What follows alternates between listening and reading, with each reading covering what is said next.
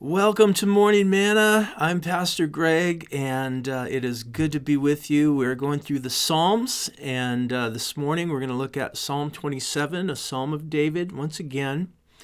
And it is thought by some that David wrote this psalm in the earlier part of his life when he went into exile. You remember how Saul the king grew jealous of David, wanted to kill David. David had to flee, and he would spend years in exile. And some think that this was written during those years.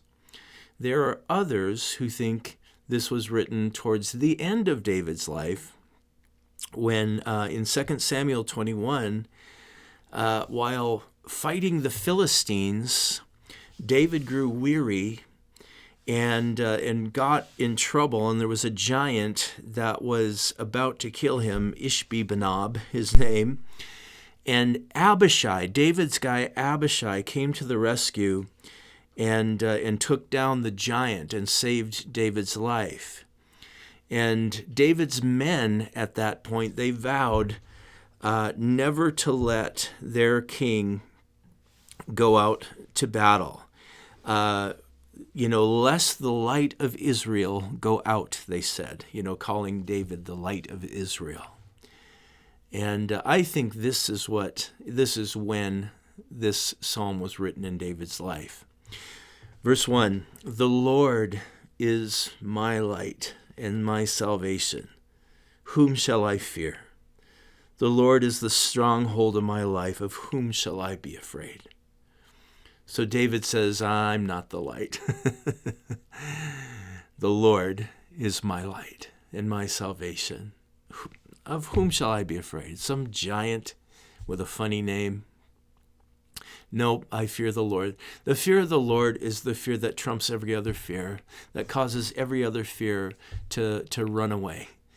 And so that's why the fear of the Lord is the beginning of wisdom, because the fear of the Lord frees you. It frees you from the fear of man, from the opinions of others, from wanting to gain the acceptance of it. It just frees you. And so David says, of whom shall I be afraid?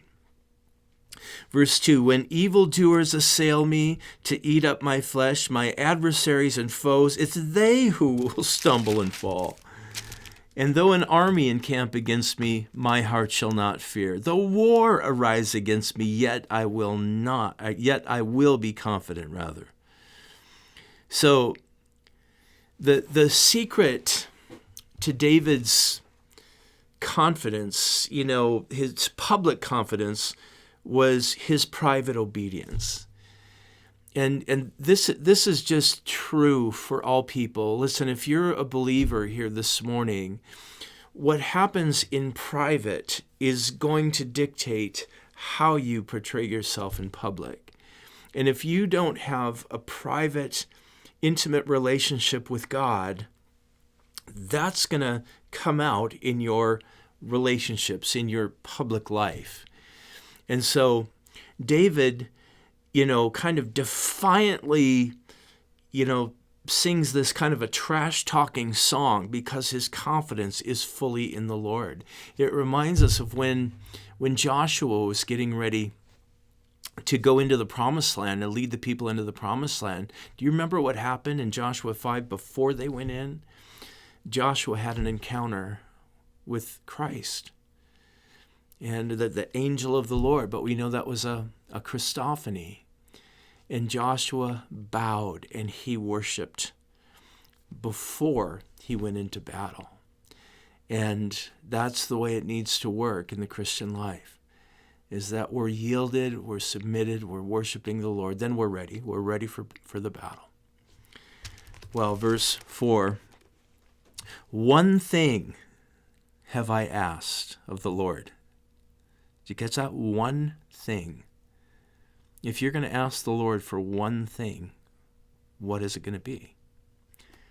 David says, "That I may dwell in the house of the Lord all the days of my life, to gaze upon the beauty of the Lord and to inquire in his temple." That's it. David didn't ask for wealth. He didn't ask for fame. He didn't ask for any kind of success or status. He asked that he would be able to dwell in God's house and gaze upon the glory of the Lord. You remember what Paul said, "This one thing I do, forgetting that which is behind, I press forward towards the mark of the prize of the upward call in Christ." That's it, one thing. I'm a single-minded person. I love the Lord, and the Lord is my all in all. I am complete in the Lord. And so if I seek him first, then everything else is just added to me. Remember when Mary and Martha were in the house, and Martha was in the kitchen just working away, and Mary was sitting at the feet of Jesus and just worshiping him and listening to him, and Martha's bugged by that. And she comes out and kind of chastises her sister, and Jesus says, "Listen, one thing is needful here, Martha. One thing." Listen, we'll end there for today, but one thing, are you a one thing kind of person? Have you summed up your life to one overarching goal and pursuit, and that's the pursuit of the Lord himself, to gaze upon his beauty, to dwell in his temple? This one thing I do, forgetting that which is behind, I just press towards the mark of the upward call in Christ. God bless you.